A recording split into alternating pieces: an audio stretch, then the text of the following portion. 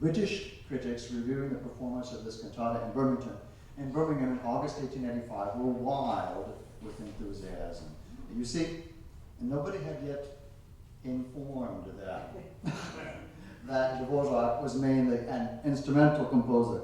That information had, as far as I know, and I think I do know, it has so far been disseminated only in the Czech language. And they didn't understand Czech.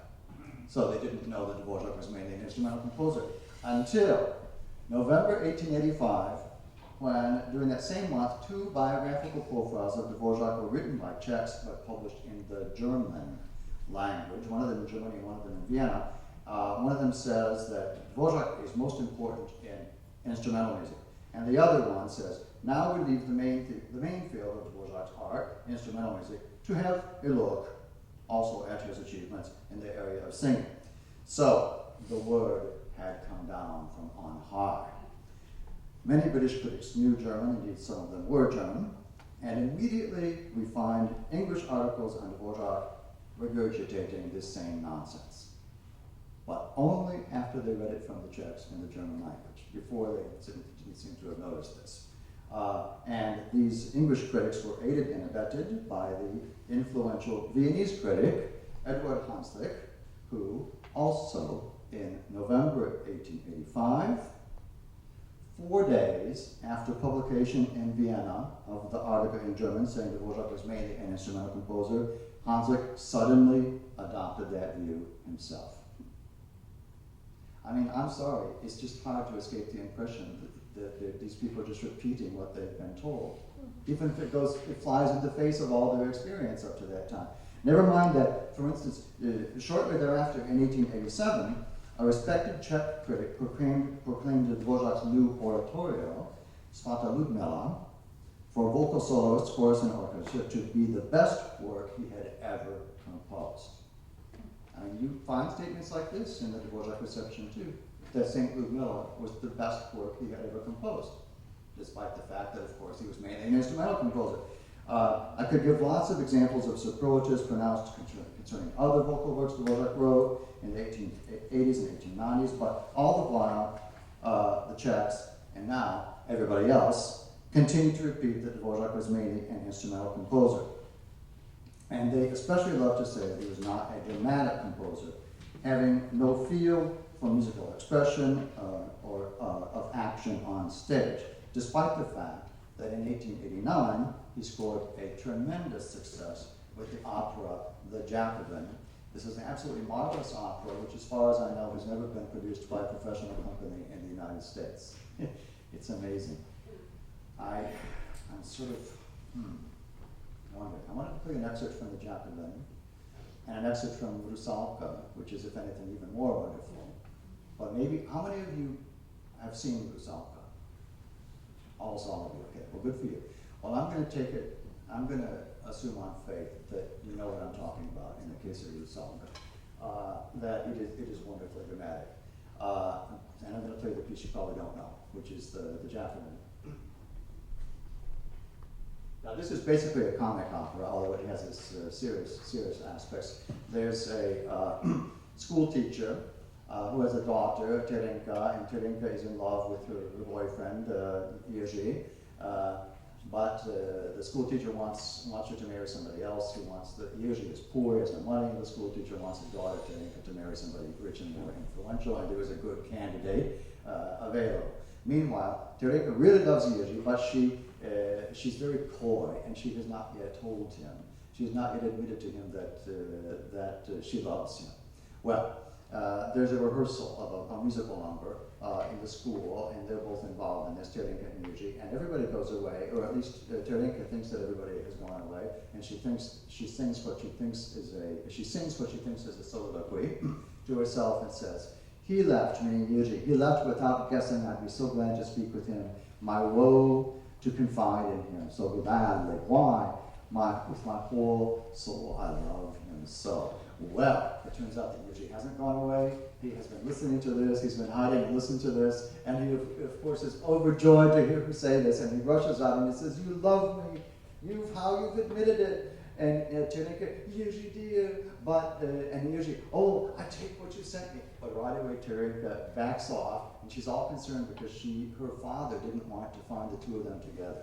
And he was supposed to leave, and so she says, you're disobedient. Well, every shading of the emotion that goes on, all these little changes in the dramatic situation are reflected in the music.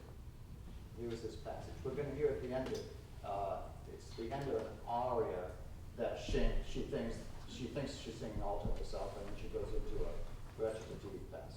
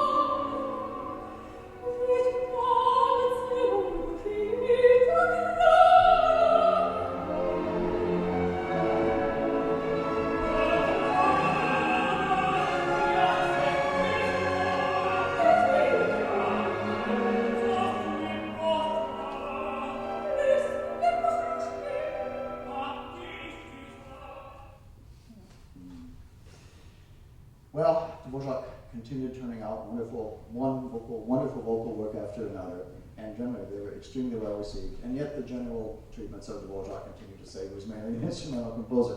That view, of course, made its way to America. If you look into the New York Times, what they wrote about Dvořák just after he died, it of course says that he was mainly an instrumental composer. It says he never achieved much success in the realm of opera. The person writing this, Richard Aldrich, he doesn't even mention the fact that 3 years earlier, Dvořák had achieved one of the greatest triumphs of his whole life with the opera Rusalka. Well, this guy, Richard Aldrich, is making these pronouncements of Dvořák without, and clearly doesn't know what he's talking about. Very typical.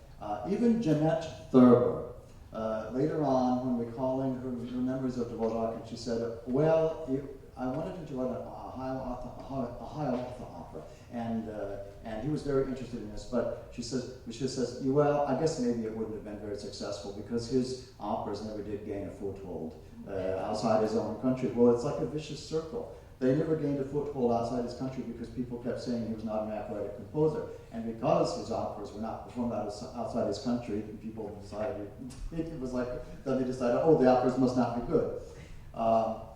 Actually, there were a number of reasons why Dvořák's operas never did gain much of a foothold outside of his country, having to do with the political situation at the time, tensions between Czechs and Germans, especially in those cities that would have been the natural outlet for Dvořák, above all Vienna. Vienna was the worst case scenario, but we don't have time to go into that. As you know, at least in the case of Rusalka, finally the Met here in New York finally got around to performing Rusalka over 90 years after its premiere, and it was a big hit. But they need to pay attention to Dvořák's other operas as well.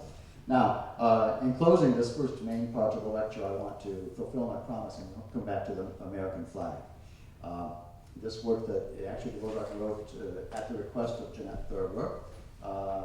Just before he came to New York, it was to be his entree, just the first work performed at his first concert in America. He got the text too late, and so he only got it sketched. In the meantime, he wrote the Te Deum instead.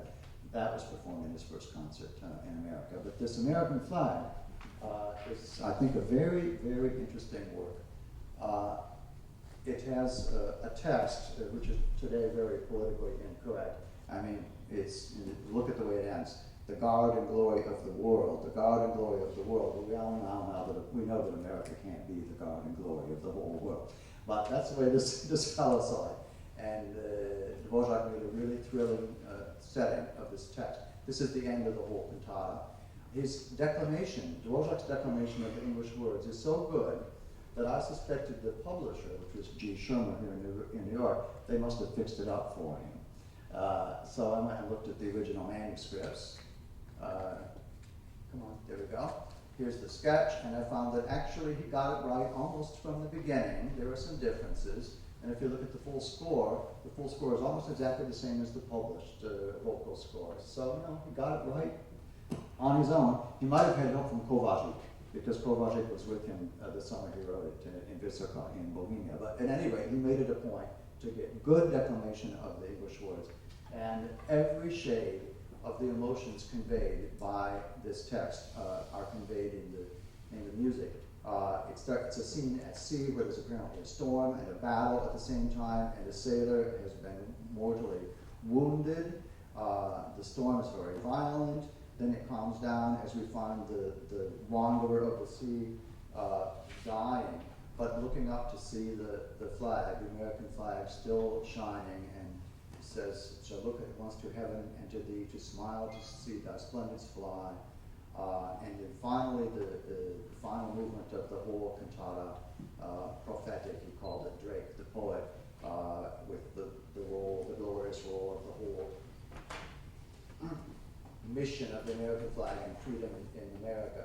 This finale begins with an instrumental introduction, which refers back to the very beginning of the cantata and very nicely rounds it all out. So, let's see.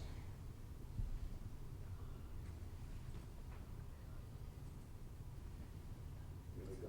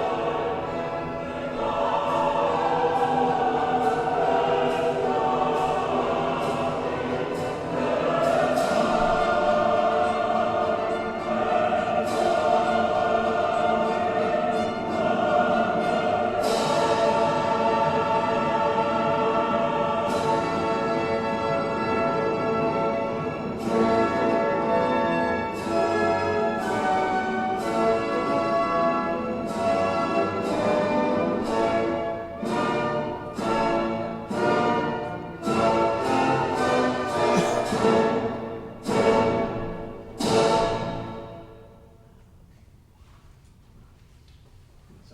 that for now is all I have to say, all Dvořák has to say.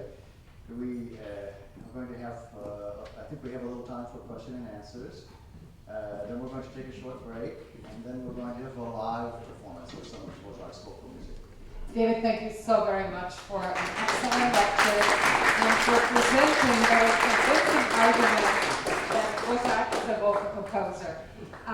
Before we go on, I would like to recognize in the audience Martin Dvořák, the Consul General of the Czech Republic to the United States, and Martin Beckman will moderate the question and answer period. Okay. Questions, please. Answers, comments. Yes, please. You mentioned that the king and he wrote that first, and then before it was performed, he did a revision of it. And then it was performed. It was put into rehearsal, and it was found to be, this is what they said, it was too complicated and too difficult for the performance. And then they did it, and then They didn't do it. They scrapped it. They never performed it. And so then he revised it again before it was actually Yeah, actually, it's a unique case in operatic history. He didn't revise it. He took the libretto, the same libretto, and wrote a completely different score. So my question is his original compositional effort extant, and have you seen it? It is extant. I have only seen a few excerpts. It has never been published. It is by far the biggest work of Dvořák, which has never been published to this day, nor has it ever been recorded. But stay tuned. I think the year after next, it will be performed and recorded in Prague and published. It's in the works.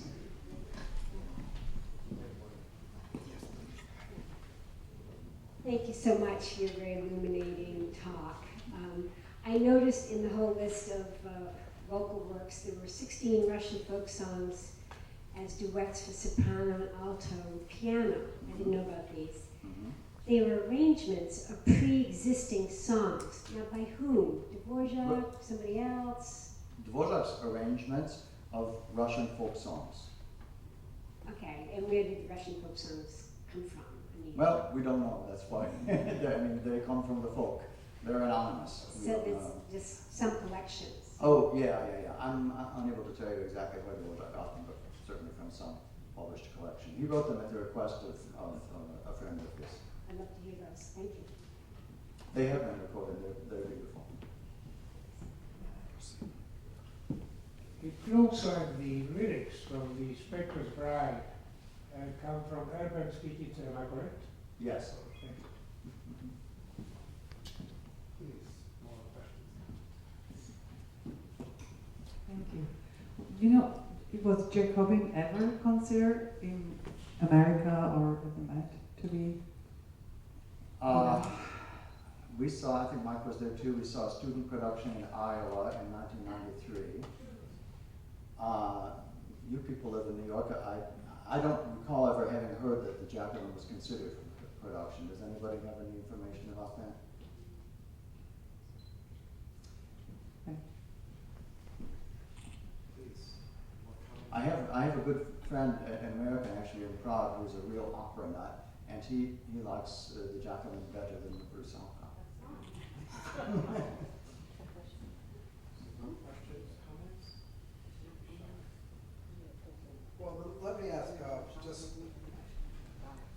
two related things. First of all, what role, if any, now obviously this doesn't apply to the Czech lands, but what role, if any, does language play in this process? And that, composing in the sort of more international world of instrumental music, it's sort of easier to make reputation. And perhaps related, is there a way that one can see this possibly not so much as a denigration of the vocal works, which have had their place, and certainly, Rusalka is a staple in world opera, and it's very hard for any opera to gain that position, but also a way to pay tribute to the quality of the instrumental works. that their immediate impact of the instrumental works and their extraordinary charm unfairly put the vocal works in the shade. Because the way you're telling the story, which is a fascinating one, is that a couple of critics got on a hobby horse and that's what happened. And that's possible, we don't know. But you know, is there a way that I mean, I won't even take the American works as an example. I mean, you know, one can rehabilitate the American flag without necessarily considering it the equal of the cello concerto or the New World Symphony. But you know, is this reality perhaps a backhanded tribute to the extraordinary success of the instrumental works? Aha. Well, as far as the first question, the language question, you're suggesting that there's a problem that the Czech language is a problematic language, that is, nobody knows it and it's difficult. Well, look at Janacek's case. He needed a champion. The champion not only arranged for all the foreign productions, but translated them into foreign languages, Yeah. even if imperfectly. Yeah. And Dvořák maybe never had such a champion. Well, that's true. That's true.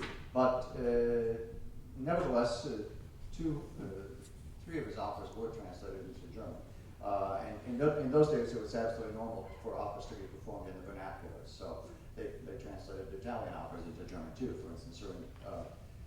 And of course, the other way, most of the operas performed in the Czech theater where Dvořák performed were actually French, German, and Italian operas that were translated into Czech.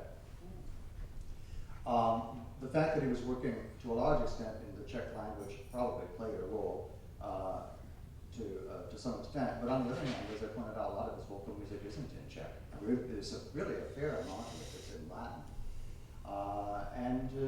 And it was extraordinarily well received. And just the people who perpetrated this myth of his being not a vocal composer just sort of overlooked that fact. And then the other question. I think what you're saying is, okay, maybe his vocal music is really wonderful, but the instrumental music is even more wonderful. No, well, it's just as wonderful, but the instrumental music has certain qualities that immediately struck audiences as being somewhat extraordinary, or for whatever reasons, excessive. Well, I think the vocal music can strike audiences just as immediately as just as immediately as instrumental music, except the only limitation on being the same limitation that all vocal music has, that you have to pay attention to the words. And it's a little bit less simple, but that doesn't apply any more to Dvořák than it does to any other composer. On that note, I think we will end. David,